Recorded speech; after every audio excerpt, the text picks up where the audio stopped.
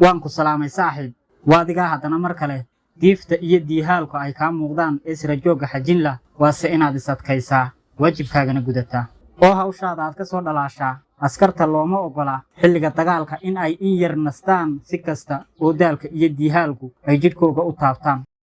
waan ku salaamay saaxiib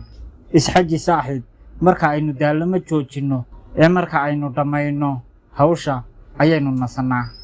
waxaana jira hawlo kala dhantaalan iyo goldaloolooyin bannaan oo weynuhu kuu wakiishay inaad ilaalo ka noqoto ee goldaloolooyinkaa bannaan gufeey xataa haddii aad hilibkaaga ku gufaynayso iskana jir in islaamka dhankaaga looga soo dhaco waa muran madoon inaad garanayso halkaan ka soo dheegtay taladaydan adiga ayaa maalin ii sheegay adiga oo niyadda ii kaabaya maalmuhu waa meerto oo bowda rag maalinba mid baa qaawan niyad isku dhiskuna waa sida dhaawacyada oo waxa uu leeyahay qisaas ee niyad dhiskaygan kaagii ayaan iskaga gudayaa ee isku tuur waxaad iiga sheekaysay saalim abu xudayfa addoonkiisii uu xoreeyey ee dabacsanaa dunta wanaagsanaa qur-aankana xafidsanaa in loo xil saaray dagaalka dhan laga tuhun qabay in aan isaga la soo dhaafin ee uu awdo waxaana looga baqaayay in aanu lahayn adkaysiga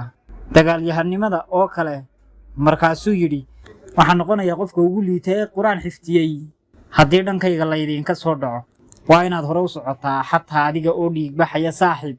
muhiim ma aha qaabkaad ujeeddada u gaadhaysaa muhiimna ma aha inaad gaadho adiga oo dhiibsan ama dhiigbaxaya ee muhiimaddu waa inaad gaadhaa gaadhitaanka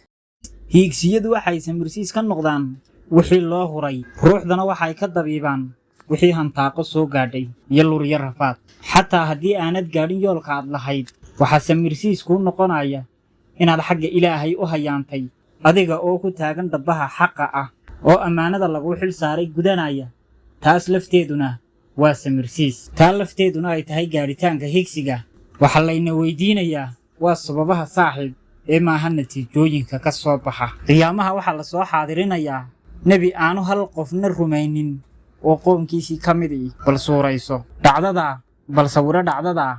suurayso oo samirsiis ka dhigo waa nebi dhan oo aanu hal qof oo qoomkiisii ka midii rumaynin addeecin dacwaddii uu dadkiisa u siday iyo risaaladii ilaahay u soo dhiibay oo aanu hal qofna aqbalin kuna qancin dacwaddiisa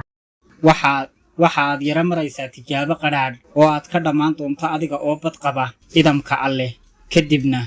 kadibna intaad raadadkii nabarrada eegto aad gacanta mariso aad dhoolla caddaynayso adiga oo dareensan naxariista rabbiga aad u eeratay